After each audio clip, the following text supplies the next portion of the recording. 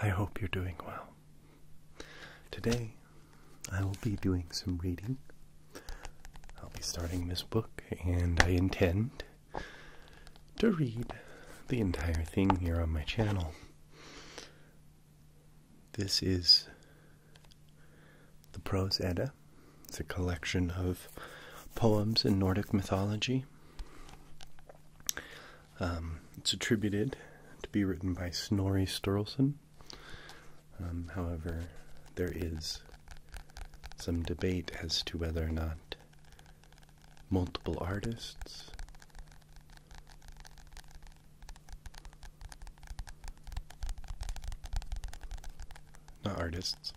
authors worked on it, or if it was just him. It's considered to be one of the oldest original transformations from an oral tradition to a textual of storytelling.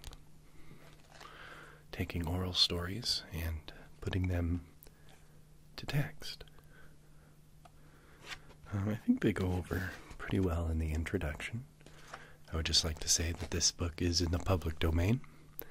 So if you would like a copy, you can go somewhere like Project Gutenberg, and you can download and print yourself one out, or you can pay a couple dollars to a publishing company that has the rights to publish it. But anyone can use this. So, I'd like to start with the introduction. It will be a good place to kind of talk about the book and Snorri Sturluson.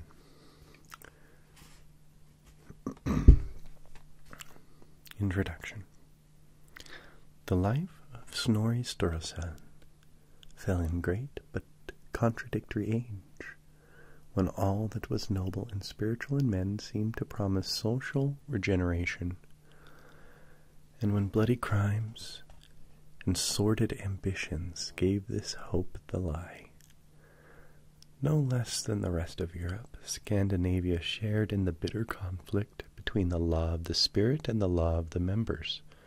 The North, like England and the continent, felt the religious fervor of the Crusades, passed from the potential anarchy into union and national consciousness, experienced a literary and spiritual revival,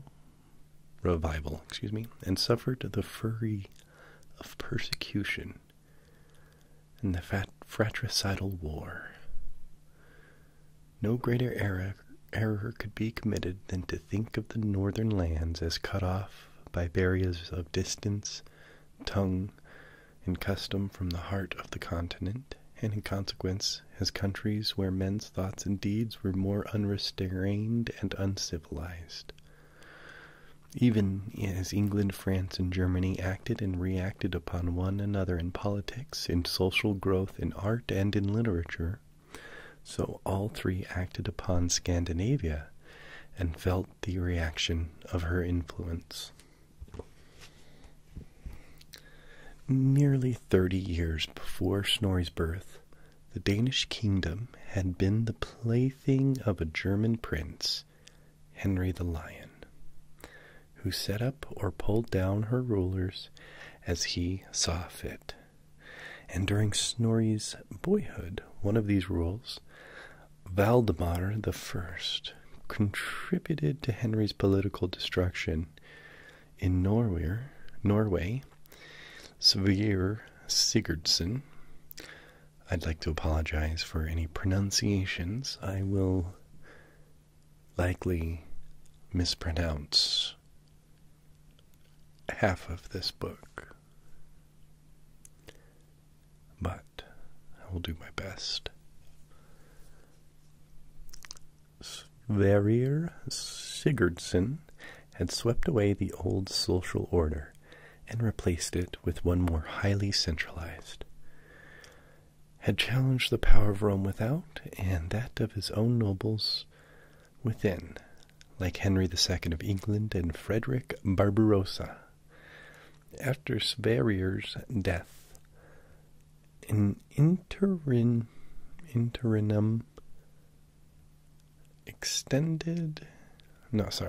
followed, but at last there came to the throne a monarch both powerful and enlightened, who extended the reforms of Sverrir, and having brought about unity and peace, quickened the intellectual life of Norway with the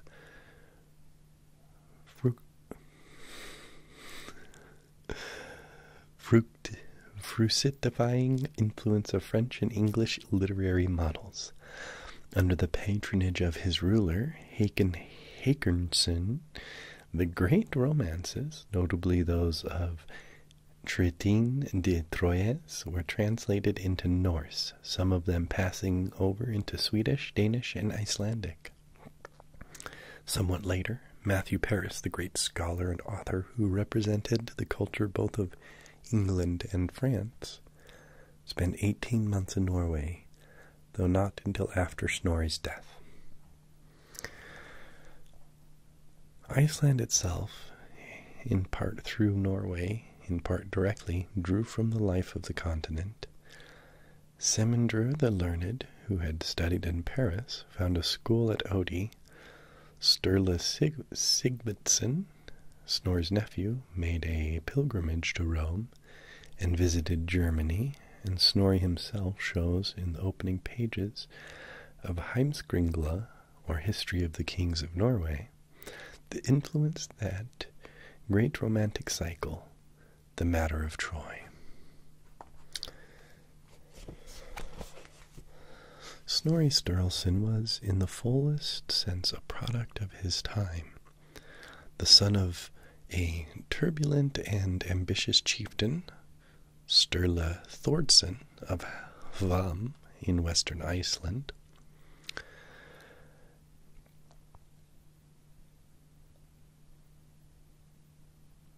Sorry. I kind of lost my place. In western Iceland, he was born to a heritage of strife and avarice. The history of Sturlung House, like that of Douglas in Scotland, is a long and perplexed chronicle of intrigue, treachery, and assassination, in all of which Snorri played an active part.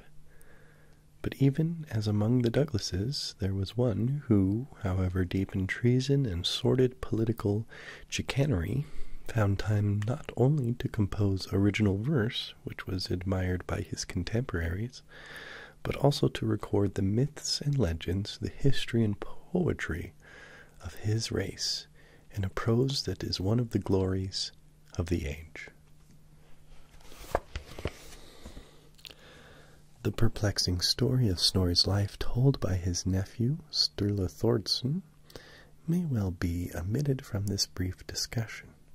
A careful scholarly account of it by Eirikur Magnusson will be found in the introduction to the 6th volume of the Saga Library. From Snorri's marriage in 1199 to his assassination at the hands of his son-in-law, Gizur Thorvaldsson, in 1241, there was little in his life which his biographer could relate with satisfaction. His friends, his relatives, his very children, Snorri sacrificed to his insatiate ambition. As chief and as lawman, he gave venal decisions and perverted justice. He proposed at any cost to become the most powerful man in Iceland.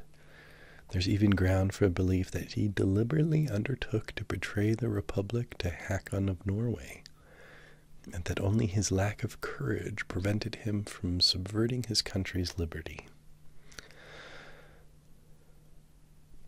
Failure brought about his death, for Snorri, who had been a favorite at Norwegian court, incurring the king's suspicion after 15 years, had passed with no accomplishment, and daring to leave Norway against Hakon's command, he fell under the royal displeasure.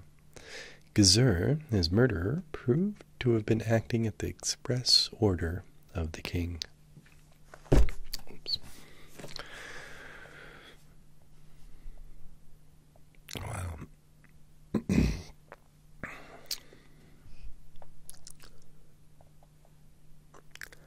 Eriker Magnusson, in the admirable biography to which I have referred, attempts to apologize for Snorri's faults on the ground that B really compares very favorably with the leading contemporary Godar chieftains of the land. It is true that he made no overt attempt to keep his treasonable. And then there's a couple of references where they got the information. Anyway, it is true that he made no overt attempt to keep his treasonable promise to Norway, but I think it by no means certain that repentance stayed his hand. Indeed, familiar as he was with the hopelessly anarchical conditions of his native land, its devastating feuds, its plethora of lawless, unscrupulous chiefs, all striving for wealth and influence, none inspired with the genuine affection for the commonwealth, nor understanding the fundamental principles of democracy, Snorri may well have felt that it were far better to endure a foreign ruler who could compel union and peace. If this was the motive underlying his self-abasement at the Norwegian court and his promises to Hakon, then weakness alone is sufficient account for his failure. For he had no such purpose. If he had no such purpose, he must be regarded as both weak and treacherous. It is with relief that we turn to Snorri's works to find in them at least traces of genuine nobility of spirit. The unscrupulous politician kept sound and pure some corner of his heart in which to enshrine his love for his people's glorious past, for the myths of their ancient gods, half grotesque, half sublime, for the Christ-like Baldur, for the Promethean Odin and Tyr, sacrificing eye and hand to save the race, for the tears of Freya, the tragic sorrows of Gudrun, the pitiful end of Svanhildr, the magnificent, all-devastating fire of Ragnarok. His interest in these wondrous things, like Scott's love for the hero's beliefs and customs of the Scottish folk, was, I think, primarily antiquarian, indefatigable in research with an artist's eye for the picturesque, a poet's feeling for the dramatic and the human. He created the most vivid, vital histories that have yet been penned. Accurate beyond the manner of his age, gifted with genius for expression, divining the human personalities, the comic or tragic interplay of ambitions, passions, and destinies behind the mere chronicled events, he had almost ideal qualities as an historian. Poet he was too, though the codified rules, the cryptic phrase, the conventional expression, which indeed bound together the words of the singers of ancient Scandinavia, must spoil his verse for us. Yet it is well to remember that in his own lifetime, not his natural prose, but his artificial poetry was famous throughout the north. Snorri's greatest work is undoubtedly the Heimskringla, beginning with a rationalized account of the founding of northern civilization by ancient gods. He proceeds through heroic legend to the historical period and follows the careers of his heroes on the throne. in eastern courts and camps, or on forays in distant lands, from the earliest times to Reign the Severe, who came to the throne in 1184, 5 years after the author's birth. The materials of Snorri's disposal, says Magnusson, were oral tradition, written genealogical records, old songs or narrative lays such as Theodulf's Tale, Theodulf's Tale, of the Yinglings and Evin's Haloga Tale, poems of court poets, historic songs which people knew by heart, all from the days of Hairfair down to Snorri's own time. And most store, he says, we set by that which said in such songs were sung before the chiefs themselves or the sons of them, and we hold all that true which is found in these songs concerning their wayfarings and their battles.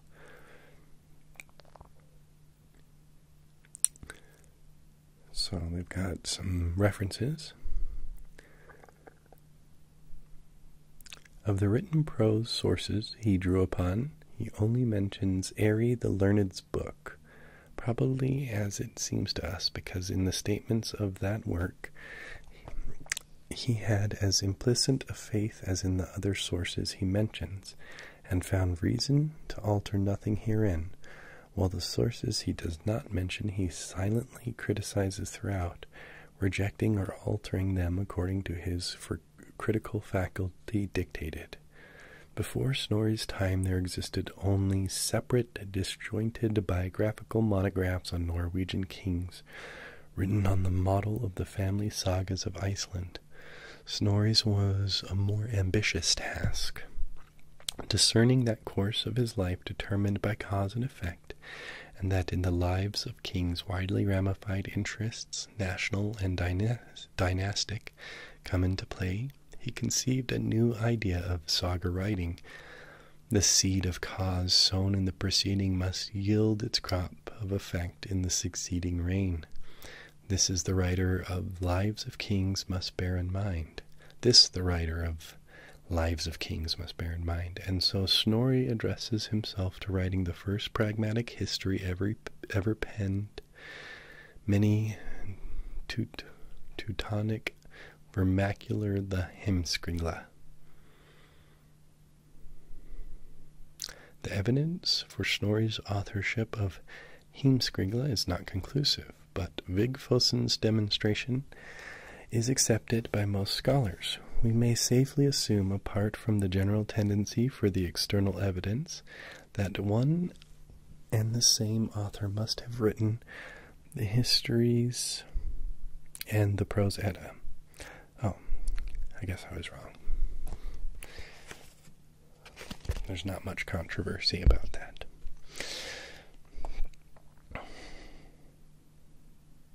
A comparison of the names of skalds and skaldic poems mentioned in both works will show that the author of each had a wide acquaintance with the conventional poetic literature of Scandinavia, particularly of Iceland, and that, if we suppose two distinct authors, both men had almost precisely the same poetic equipment.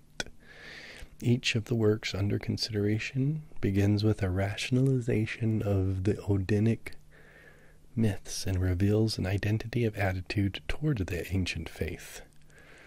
Furthermore, the careful reader will be charmed with the sinewy style of both the Heimskringla and the Edda, and will be obliged to admit the close similarity between them in structure and in expression. Finally, Vigfússon has shown that they exhibit occasionally a remarkable identity of phrase. The Prose Edda is undoubtedly by Snorri. It is preserved in 3 primary manuscripts: Codex Regus, early 14th century, Codex Wormanus, 14th century, and named from Olworm, Regius, early 14th century, Codex Codex Vermernes, from those whose hands it passed in 1706 into the hands of Arne Magnusson and Codex Upsilanius, about 1300, perhaps a direct copy of Snorri's own text. This last manuscript, and also the Arnamagnæan Vellum number 748, which preserves a portion of the text, testify unmistakably to Snorri's authorship. The Codex even gives in detail the subjects of the three divisions of the book. These three divisions, but for the evidence of the manuscripts, might seem to afford ground for assuming plural authorship. The first part, Gylfaginning, or Beguiling of Gylfi, is an epitome of Odanic mythology. Excuse me, I can't believe I made that mistake. It is an epitome of Odanic mythology, cast in the form of dialogue between Gylfi, a legendary Swedish king, and the Truin Odin. Snorri, though a Christian, tells the old pagan tales with obvious relish, and often in the enthusiasm of the true antiquary rises to magnificent heights. Ever and again he fortifies his narrative with citations from the Poetic Edda, the great treasure house of Scandinavian mythology and heroic poetry, which, after the Prose Edda, I might look at the Poetic Edda. One passes from Gylfaginning to Skaldskaparmal with very little shock, in spite of the great difference in subject and treatment, which the author has attempted rather skillfully to modulate through a second dialogue. The questioner this time is one Aegir, and appears he made and the replies are made by the god Bragi, framed for the eloquence and gift of poetic expression. Famed. This intermediate dialogue, called Bragredur, or Bragi's Discourses, strikes the keynote of the entire book, and really reconciles the first section to the second and third, whose dissimilarity to Gylfaginning have led some scholars to believe that one or the other is not Snorri's work. The god relates several adventures of the Aesir of the same character as those recounted in Gylfaginning, and concludes with a myth concerning the origin of the poetic art. From this point on, barely maintaining the fiction of the dialogue, Snorri makes his work a treatise on the conventional vocabulary and phraseology of skaldship for the guidance of young skalds. The third section of the Edda, the Hatatal, or enumeration of metres, and combines three separate songs of praise, one on King Haakon, a second on Skuli Bardsson, the king's father-in-law and most powerful vassal, and a third celebrating both. Each of the 102 stanzas of the work belongs to a distinct metric type or subtype, and between stanzas Snorri has inserted definitions, occasionally longer notes or comments. We are now in a position to see the purpose and artistic unity of the Prose Edda. The entire work is a textbook for apprentice poets. Gylfaginning, conceived in the true antiquarian spirit, supplies the mythological and legendary background which, in the Christian age that had superseded the vivid old heathen days, a young man might not know or might avoid. Do not lose sight of those splendid tales of the fathers, Snorri, by implication, says to the youthful bard, but remember always that these old legends are to be used to point a moral or adorn a tale, and not to be believed or to be altered without authority of ancient skalds who know them. Believe his sin, tampering with tradition, is a crime against scholarship. It's very interesting. Okay. The second and third sections, Skaldskaparmal and Hatatal, offer the rules of composition and drive them home by means of models drawn. In the one case from the acknowledged masters of the craft, in the other by the example of a complete skaldic trilogy, the work of a man who is accepted by his own time as a worthy successor of Bragi, Cormacir, and Einar. A needed transition from the literary to the technical portion of the book is supplied by Bregredur, which narrates in the same spirit as Gylfaginning further useful tales, and concludes with a mythological account of the skaldic art. Even the prologue, which many scholars consider spurious, is an integral part of the work, a fact established by Snorri's single address, in the character of the author to the two beginners. In this apostrophe he refers to the prologue. Remember, these tales are to be used only as chief skalds have used them, and must be revered as ancient tradition, but are neither to be believed or to be tampered with.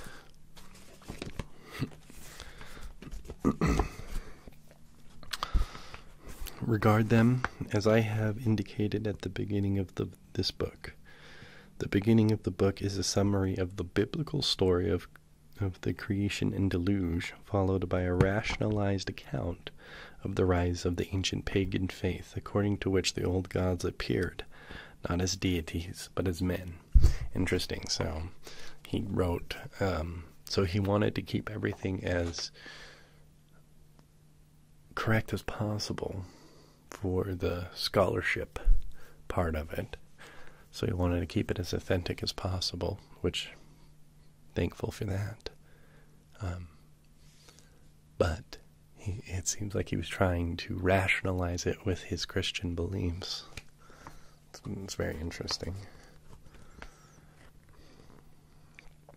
The word Edda, as applied to the whole work, has long furnished scholars with material for disputation. Different theories regarding it need to be restated here. It is the translator's personal opinion that Magnusson's etymology, if not established, is at least the most satisfactory one likely to be offered. Magnusson points out that Snorri passed the interval between his 3rd and 19th years at Oddi under the fostering of the grandson of Sæmundur the Learned. That Sæmundur, who had studied in Paris, had founded a school at Oddi, that Snorri became the author of a book which was called Edda, and that this book contains, in its first section, a prose paraphrase of many of the songs from the Elder or Poetic Edda, together with a number of quotations from that work. Now, the Poetic Edda was ascribed by its earliest recorded possessor, Bishop Brynolf Sveinson, to Sæmundur, and while it is improbable that Sæmundur composed the poem, it is highly probable that it has once formed that part of his library at Oddi. There, Snorri may have learned to know it, and we may assume that he gave the prose edition the name of its poetical original. That original, the Mother MS, he thinks would naturally have been called the Book of or at Oddi, which would be expressed in Icelandic as either Odabok or as Edda, following, in the latter case, accepted linguistic laws.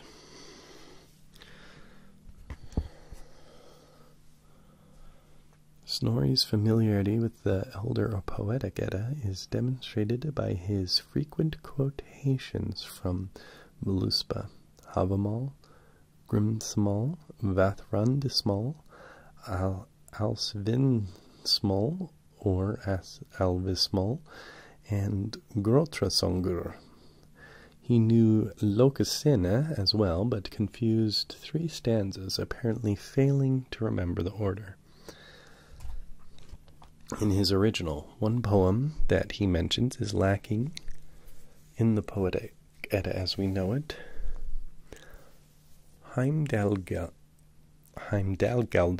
the song or incantation of Himdalar. Moreover, he makes 17 citations from other poems which, although lost to us, evidently form portions of the original Eddic collections, or belong to the same traditional stock.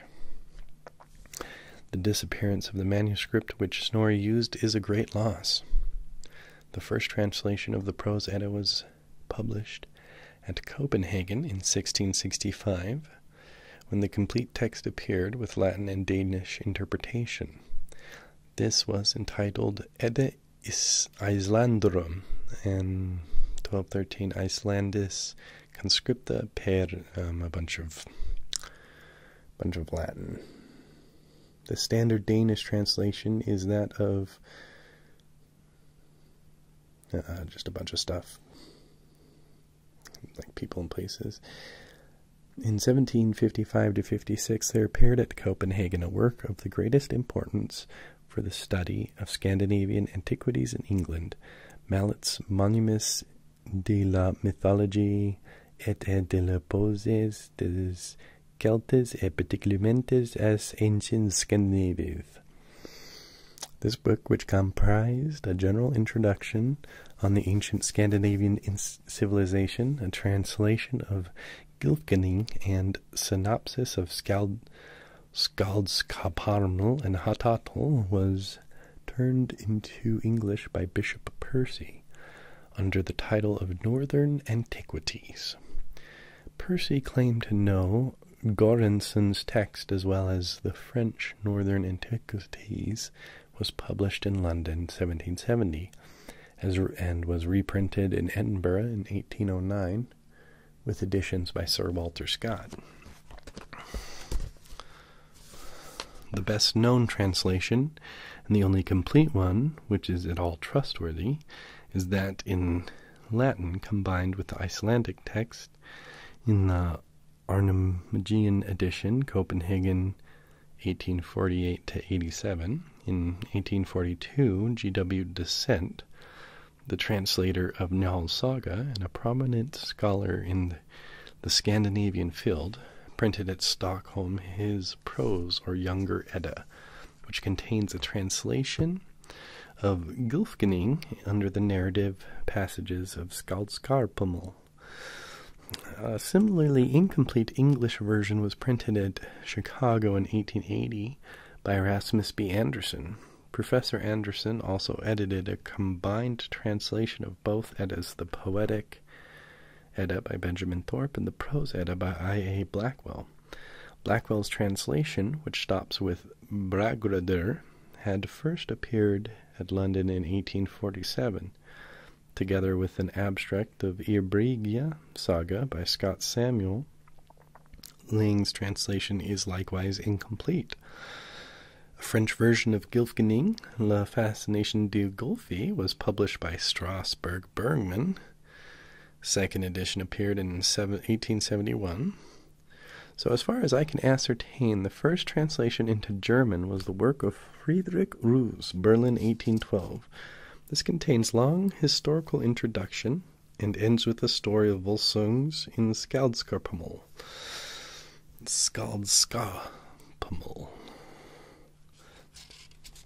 Carl Simrik's Die Jungerer Edda, published in 1851 and reprinted in 55, although incomplete, is more accurate than any earlier translation, and is remarkable for its literary excellence. The most scholarly rendering into German is by Hugo Gring in 1892, but unfortunately includes only the narrative portions of the book. Until 1900, the best edition of Snorri's Edda was by Thorleifur Jonsson, Copenhagen, 1875. This was superseded by Finnur Jonsson's splendid Danish edition. In 1907, Professor Johnson produced an Icelandic edition, which forms volume XLI of the Icelandiga Sugur, published at Reykjavik. It was fortunate for me that those last two editions appeared before I began my work. Professor Johnson provided me with an excellent text, and, second in value only to this, with an index and an invaluable Icelandic prose rephrasing of the skaldic verses. I regret exceedingly that the highly technical nature of Hatatal forbids translation into English. There are, to be sure, more or less, usually less, accurate translations into Scandinavian and into Latin. Even in the excellent Armigian edition, many of the glosses are purely conjectural, and any attempt to convey into English a vocabulary which has no equivalent in our language must fail. Skaldskapamal, however, is here presented complete for the first time in English.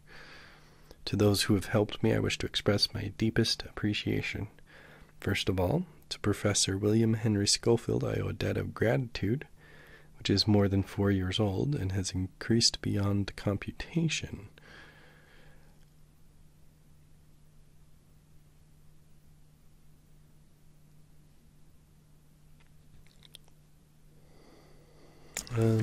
Just a bunch of thank yous, basically.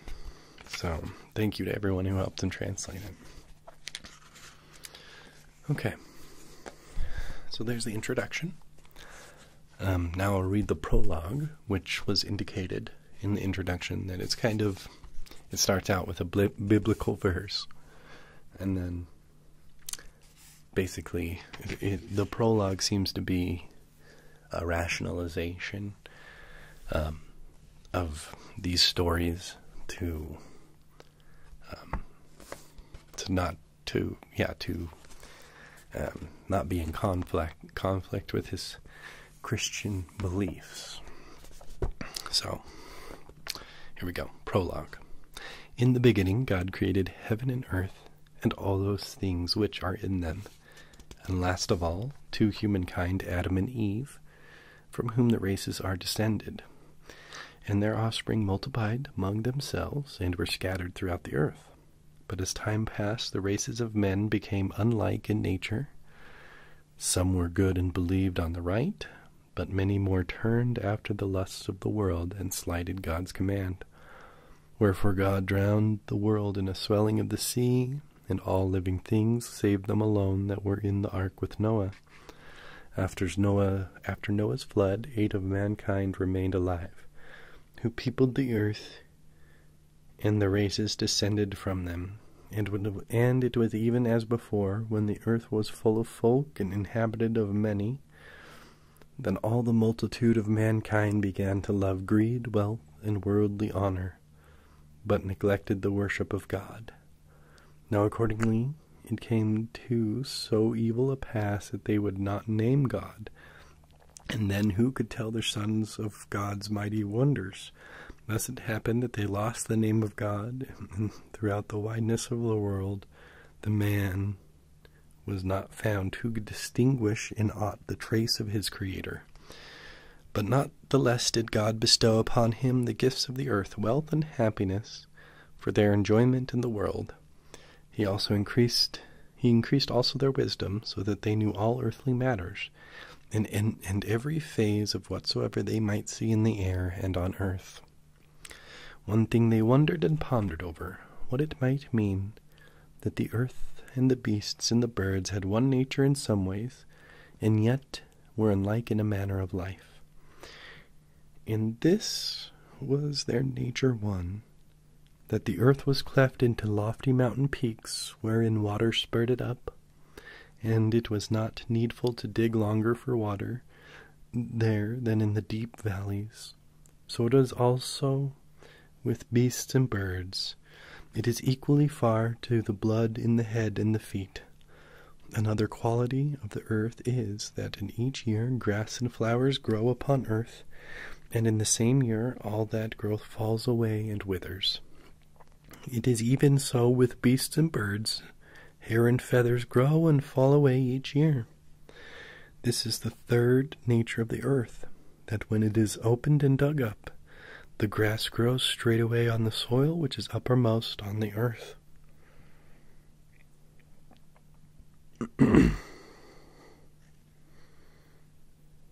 Boulders and stones they liken to the teeth and bones of living beings. Thus they recognized that the earth was quick, and had life with some manner of nature of its own. And they understood that she was wondrous old in years, and mighty in kind. She nourished all that lived, and she took to herself all that died. Therefore they gave her a name, and traced the number of their generations from her. The same thing, moreover, they learned from their aged kinsmen, that many hundreds of years have been numbered since the same earth yet was, and the same sun and stars of the heavens, but the courses of these were unequal, some having a longer course, and some a shorter. From things like these, the thought stirred within them that there might be some governor of the stars of heaven, one who might order their courses after his will, that he must be very strong and full of might. This is also they held to be true, that if he swayed the chief things of creation, he must have been there before the stars of heaven. And they saw that if he ruled the courses of the fruits of the earth, whatsoever grows upon it, and in like manner the winds of the air, and the storms of the sea. They knew not yet where his kingdom was, but this they believed, that he ruled all things, earth and sky. The great stars also of heaven, and the winds of the sea. Wherefore, not only to tell this fittingly, but also that they might fasten it in memory, they gave names out of their own minds to all things.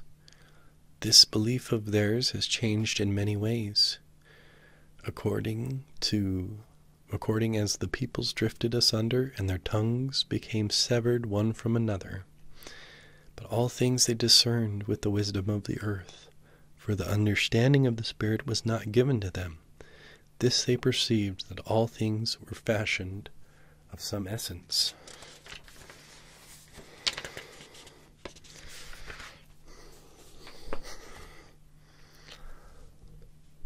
The world was divided into 3 parts, from the south extending into the west and bordering on the Mediterranean Sea. All this part was called Africa, the southern quarter of which is hot, so that it is parched with the sun. The second part, from the west to north and bordering on the ocean, is called Europa or Enya. Its northern part is so cold that no grass grows upon it, and no man dwells there. From the north and all down over the eastern part, even the south, is called Asia. In that region of the world is all fairness and pride, and the fruits of the earth's increase, gold and jewels. There is also the center of the earth, and even as the land there is lovelier and better in every way than in other places, so also are the sons of men there most favored with all goodly gifts, wisdom and strength of body, beauty, and all manner of knowledge. Near the earth's center was made the goodliest of homes and haunts that ever have been, which is called Troy, even that which we call Turkland. This abode is much gloriously made than others, and fashioned with more skill of craftsmanship in manifold wise, both in luxury and in the wealth which was there in abundance. There were 12 kingdoms, and 1 high king, and many sovereignties belonged to each kingdom, and the stronghold were 12 chieftains. These chieftains were in every manly part greatly above other men that have ever been in the world.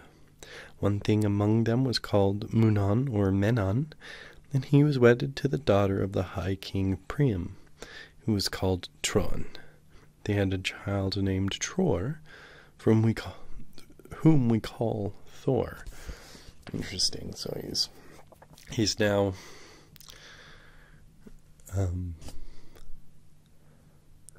rationalizing his Christian beliefs through combining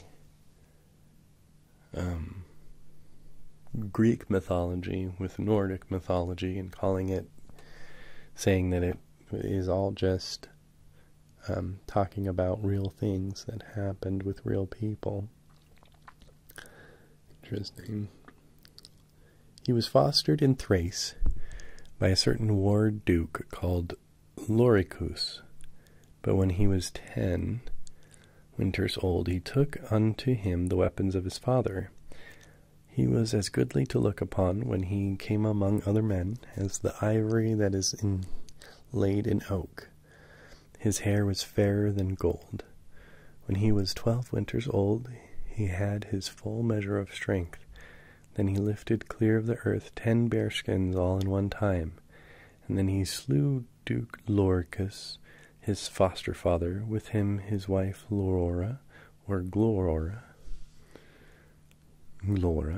and took unto his own hands the realm of Thrace, which he called Thrudheim.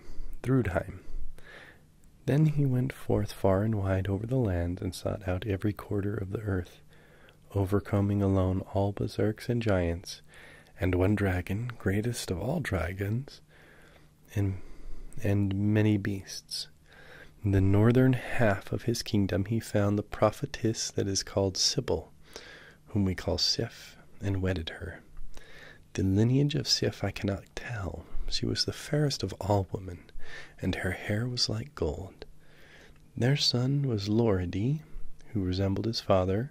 His son was Earindi, his son Vingithor, his son Vingener, his son Moda, his son Magi, his son Sesketh, his son Bedvig, his son Athra, whom we call Anar, his son Iraman, his son Heramud, his son Skaldjan, whom we call Skold, his son Bjaf, whom we call Bjar, his son Jat, his son Gudolfur, his son Finn, his son Freylif, whom we call Fridlifer, his son who is named Voden, whom we call Odin. He was a man far famed for wisdom and every accomplishment. His wife was Frigida, whom we call Frigg. Interesting, okay. Odin had second sight, and his wife also. And from their foreknowledge he found that his name should be exalted in the northern part of the world, and glorified above the fame of all other kings.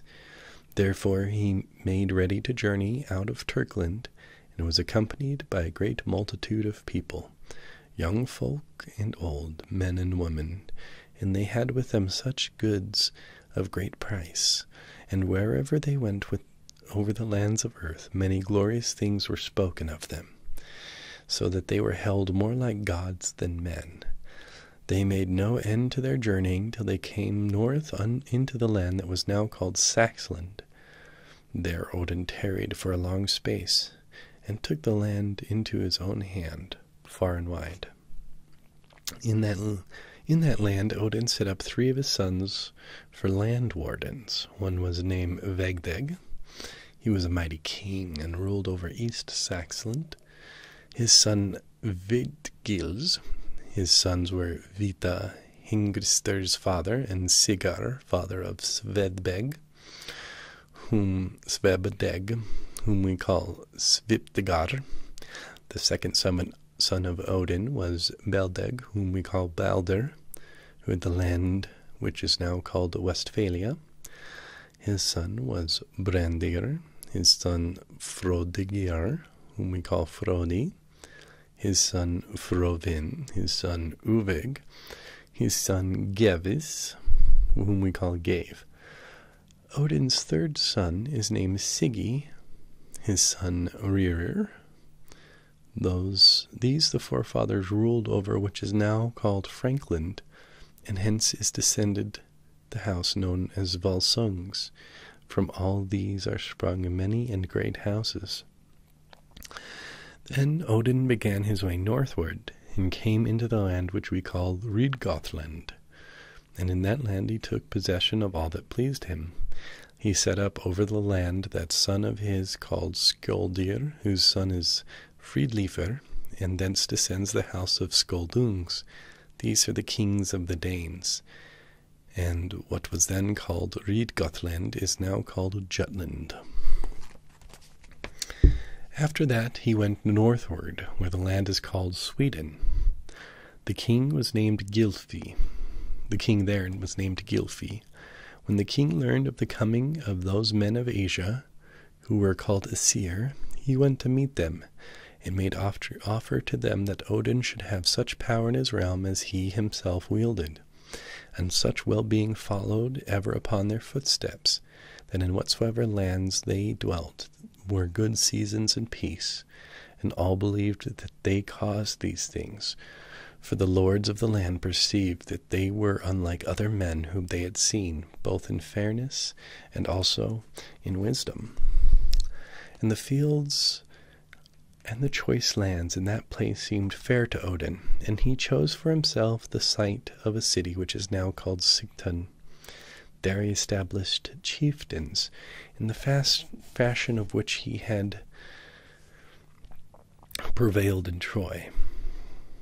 He set up also 12 head men to be doomsmen over the people, and to judge the laws of the land. And he ordained also all laws as there had been before in Troy, and according to the customs of the Turks. After that he went into the north until he was stopped by the sea, which men thought lay around all the lands of the earth. And there he set his son over his lineage from him. Set his son over his kingdom, which is now called Norway.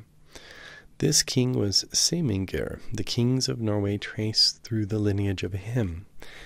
And so do also the jarls and other mighty men, as is said, Haligjutal. Odin had with him one of his sons called Yngvi, who was king in Sweden after him. And those houses come from him that are named Ynglings.